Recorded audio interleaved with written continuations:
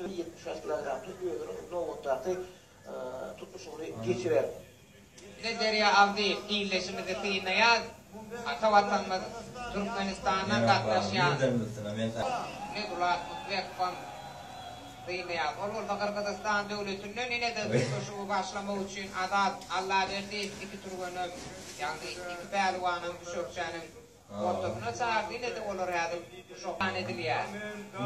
Dünya çempionatı Türkmen Milli Kuruluş boyunca yurdumuzda geçiriliyor. Birinci gedek yine de novattaki iyileşimiz derya değil.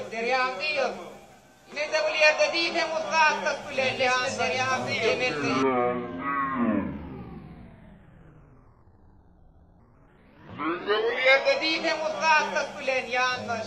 Yemelli kolonya değil de yukarı dereceli hareket edemedi. Yığın toporunun talimcileri yokunlu çıkışlar al var ya.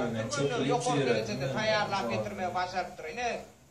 Şol şagirdeyle görüşümüz yani bu yerde değil yani derya aldı ifamadır. Yukarı dereceli derya aldı. Yine bir gedek novatta akının güçlüğüne ulonya da hasabı ötbeydağına yeniş kazanmağı ikinci aylavken yeniş bilen tamamlamağı başarıya derya aldı. Ulutkunluk. Ne ikinci